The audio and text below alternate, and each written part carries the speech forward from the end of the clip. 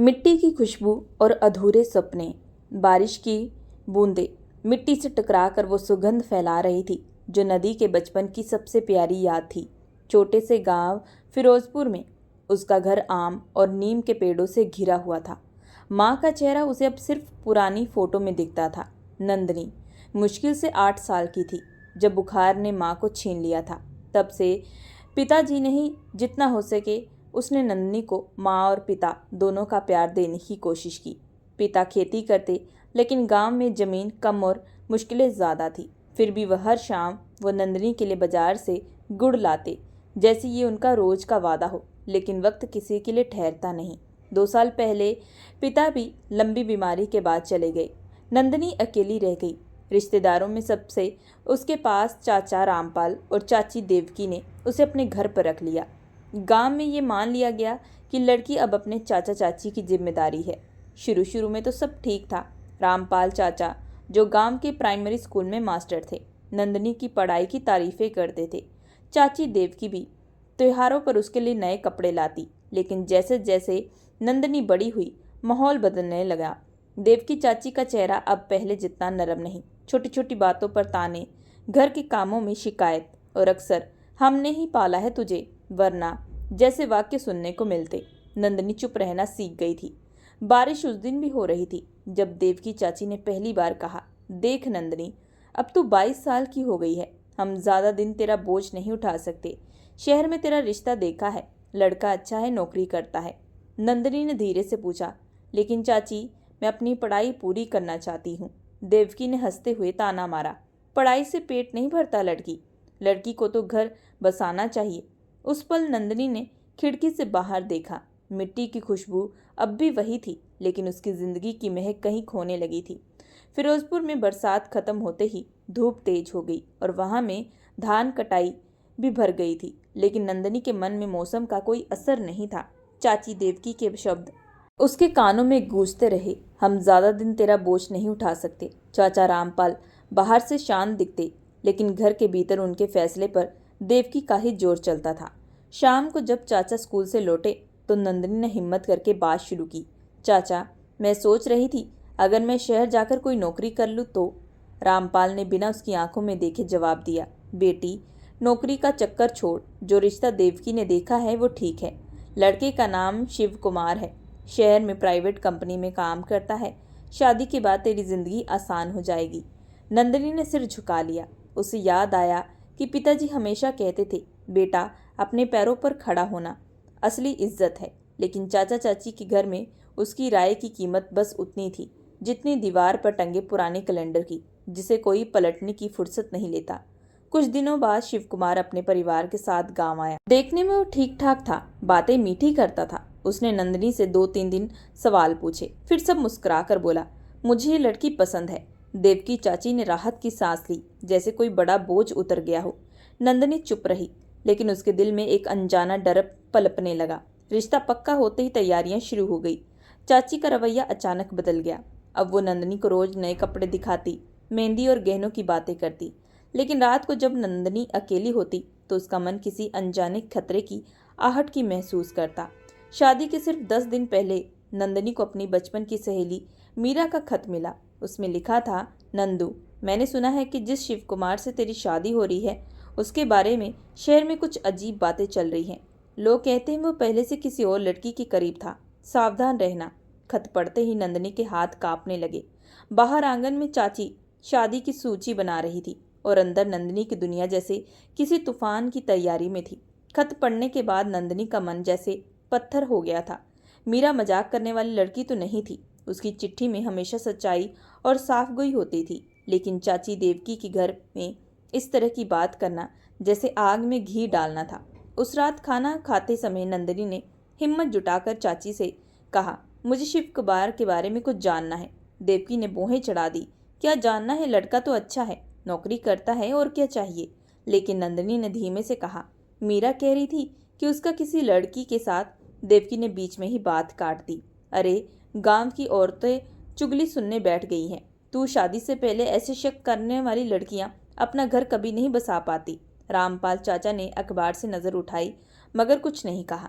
नंदनी को समझ आ गया यहाँ उसकी बात की कोई अहमियत नहीं। रात को वो अपने कमरे में लेटी थी जब खिड़की से बाहर हल्की सी सरसराहट सुनाई दी। उसने पर्दे हटाए। अंधेरे में एक परछाई खड़ी थी।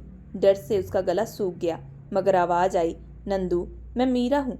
नंदिनी ने दरवाज़ा खोला। मीरा सांस फुलाते हुए बोली, मैं खत भेज कर भी चैन से नहीं बैठ पाई। ये शिव कुमार, मैंने खुद उसे शहर में एक और लड़की के साथ देखा है और वो कोई मामूली जान पहचान नहीं थी। नंदिनी के चेहरे में खून सूख गया। लेकिन चाची को शायद सब पता है, मीरा ने कहा, या फिर वो जानना ही नहीं चाहती। उन्हें बस शादी करवानी है तेरी, चाहे जैसे भी लड़का हो। उस रात नंदिनी को नींद नहीं आई। वो सोच रही थी, क्या वो पापा की दी हुई इज्जत और अपनी जिंदगी की कमान किसी ऐसे इंसान के हाथ सौंप देगी जिसके बारे में शक की इतनी गहराई पर छाई हो। बारिश की बादल फिर से गांव के आसमान में घिरने लगे और नंदिनी के मन में फिर एक तूफान उठ रहा था। इस बार वो शायद चुप ना रहे। अगली सुबह नंदिनी जल्दी उठी। चाची रसोई में थी और चाचा अखबार पढ़ रहे थे। नंदिनी ने बिना कुछ कहे अपने पुराने कपड़े पहने और गांव के पास अड्डे में चली गई। उसका इरादा साफ था, वो सीधे शहर जाएगी और शिव कुमार के बारे में खुद जानकारी जुटाएगी। गांव से शहर का सफ़र 2 घंटे का था और बस के हर एक झटके के साथ उसके मन में डर और हिम्मत दोनों लड़ रहे थे। शहर पहुंचकर वो सबसे पहले मीरा के छोटे से टेलरिंग शॉप पर पहुंची। मीरा उसे देखकर चौंक गई। अरे तू यहाँ? नंदिनी ने कहा, मुझे खुद देखना है शिव कुमार कैसा इंसान है। मीरा ने एक गहरी सांस ली और कहा कि ठीक है, लेकिन तैयार रहना, सच कभी कभी कड़वा होता है। शाम को दोनों एक पुरानी गली के मोड़ पर खड़ी थी। मीरा ने इशारा किया, यही पास में शिव कुमार किराए का घर है, शाम को वो यहीं आता है। करीब आधे घंटे के बाद शिव कुमार मोटरसाइकिल पर आया, लेकिन वो अकेला नहीं था।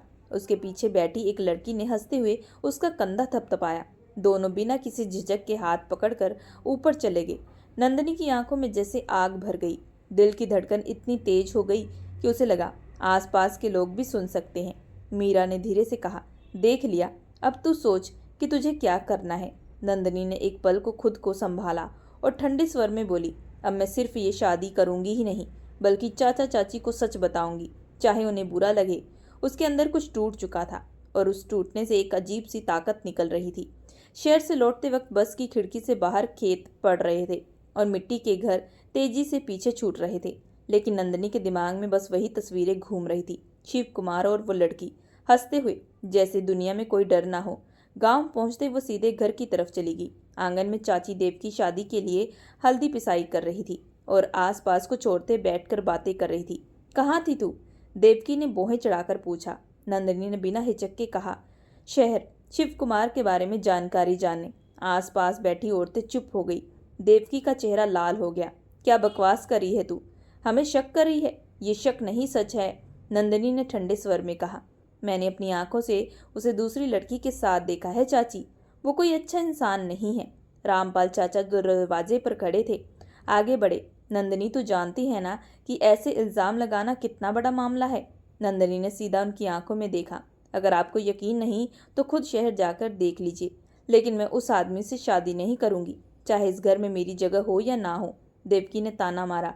बहुत अकल आ गई है तुझे। ठीक है, अगर शादी नहीं करनी तो हमारे घर भी मत रहना, हम तेरी परवरिश का कर्ज चुका चुके हैं। ये सुनकर नंदिनी का दिल जैसे किसी ने मिट्टी में जकड़ लिया। कुछ पल के लिए सन्नाटा छा गया। फिर नंदिनी ने धीमे लेकिन धीरे स्वर में कहा, ठीक है चाची, अगर यही आपका फैसला है तो मैं कल ही इस घर से चली जाऊंगी। आंगन में बैठे लोग हैरान थे। किसी को उम्मीद भी नहीं थी कि नंदिनी इतना बड़ा कदम उठा लेगी। अगली सुबह गांव के ऊपर सूरज उगते ही नंदिनी ने अपना छोटा सा बस्ता उठाया। उसमें बस कुछ कपड़े, पिता की पुरानी घड़ी और मीरा का खत था। चाचा दरवाजे पर खड़े थे, शायद कुछ कहना चाहते थे, लेकिन चाची की चुप्पी और सख्त निगाहों ने उन्हें रोक दिया। नंदिनी ने बिना किसी शिकायत, बिना किसी आंसू के बस इतना कहा, आप लोगों ने मुझे पाला, इसके लिए बहुत धन्यवाद, लेकिन अब मेरी जिंदगी मेरी होगी। वो सीधे बस अड्डे चली गई। मीरा पहले से वहां इंतजार कर रही थी। कहाँ चलना है? मीरा ने पूछा। नंदिनी ने आसमान की तरफ देखा, फिर मुस्कुराकर बोली, जहाँ मेहनत और इज्जत से जिया जा सके वही मेरा घर होगा। शहर में मीरा ने उसे एक बुटीक में काम दिलवाया।